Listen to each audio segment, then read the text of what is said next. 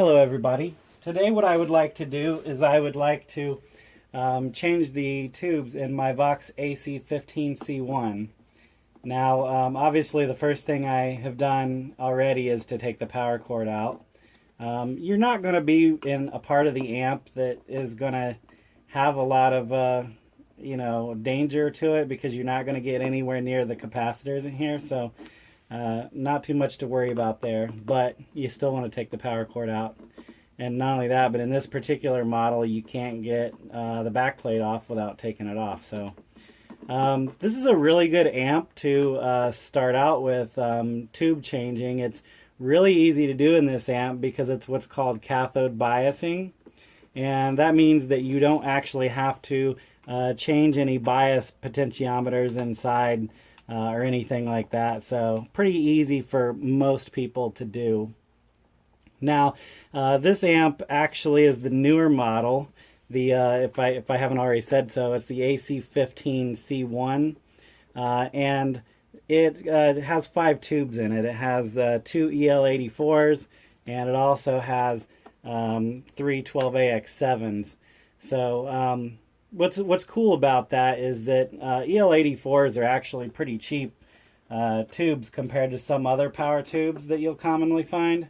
So that makes it really easy to change. And what I would usually recommend is, if you're getting an amp, especially some of the cheaper ones that will come with like the cheapest tubes that the manufacturer can find, is to go ahead and buy an extra set, replace them, and then if those ever go bad on you or leave you in a bad spot sometime, then you can always use the stock ones as backups. So that's what I would usually recommend. And in this case, what I actually have done is I've went ahead and bought JJ tubes, not because I'm not really a tube snob. I don't think that there's a big difference in them. They definitely sound different tubes you use, but I've always found it's kind of negligible. But hopefully I'll find out after replacing these. But I've always thought that JJs were a pretty decent quality, pretty decent price. I don't hear people talk badly about them usually, but I mean, obviously they're not as good as some others. Like a good example that might be, I know Mesa Boogie has tubes that they actually test, and they actually categorize so that when you replace the tubes, then you're getting the exact the exact same specification tubes that you took out of it. So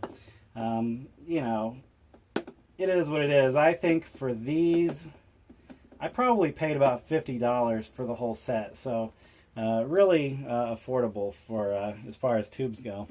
So now I'm going to take this back plate off here, and hopefully I've given these, I forgot one. Bad thing about this amp is it has a ton of screws on the back. I think I counted 16 or something one time, so there's that. Now hopefully I've given this amp enough time to cool down, because I was just playing it, because these things will be hot. Now the first tube in here actually has a cover on it, so I'm going to take that off. And I'm going to slowly wiggle it out. On this particular amp, these are mounted to the board, so you want to be a little careful. And I've actually found that, you hear things all the time about people recommending that you wear gloves when you do this, but I've kind of found in my travels, and whenever I've seen manufacturers and stuff like that, the funny part about it is that the manufacturer usually, I see them on the videos where their employees are just bare-handing the tubes and putting them on and everything, and they don't seem to have a problem. So I guess if it's good enough for them, it's probably good enough for me. Luckily it appears as though I've given these plenty of time to cool down. And these particular ones have kind of a weird little rubber piece on the end, and these wire cages that go around them to keep them from rattling. And yeah, all of these tubes are just basically generically marked China. So hopefully these will be better. Now, there's nothing wrong with them being marked China because, to my knowledge, there's actually only 3 manufacturers of tubes right now in the whole world. So I'm sure that these tubes marked China probably came from the same factory as a lot of the tubes that you'd pay big money for. So here's what I'm going to put in. And obviously when you put them in, the 12AX7s and the EL84s are pretty similar in that they don't have the keyed slot in the bottom, but what they do have is they have pins in an array, and there's 1 pin missing. So what you got to do, and since the actual socket that you put them in is missing one, it really only goes in one way. So in sub-amps, you'll find that it's kind of hard to figure out, but if you just wiggle it around and keep rotating it, eventually you'll find the sweet spot where it just drops in. So obviously never force them in, but there is a sweet spot that they will go into. So I'm just putting the little rubber piece on the end of the wire springs there. And let me get the next one. And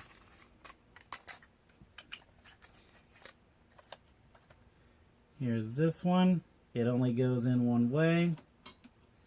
And like I said, with this amp, you got to be really careful because some amps actually have a bias point or a potentiometer that after you replace these, you would actually want to check how much plate dissipation you have coming off the tubes, because if you change tubes, a lot of times you'll notice, like on this one here, like you'll see it says bias point 29. I don't know if you can see that on there, but it says 29. So if you had an amp that you had to fix the bias to a certain level, what you'd want to do is you would want to well, it's different for every amp, so I'm kind of afraid of telling you what to do because some of them have potentiometers.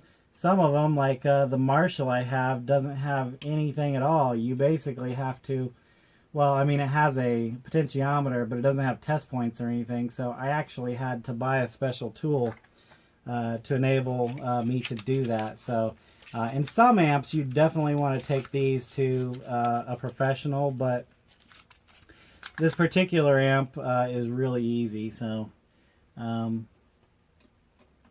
that's that. But you can get yourself into trouble if you put tubes in and you don't bias them right, because you can run your amp too hot, and in some cases it can actually make your tubes go bad prematurely. So you know, again, these aren't super expensive, but more expensive than I would want to waste money, because I bias my tubes too hot and they only last me a day because they just literally burn up. I mean, these are really nothing more than a light bulb that's been altered in a certain way. So so definitely something that you can burn up.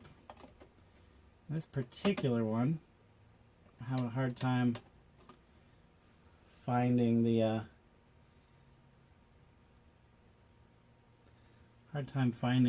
socket at, so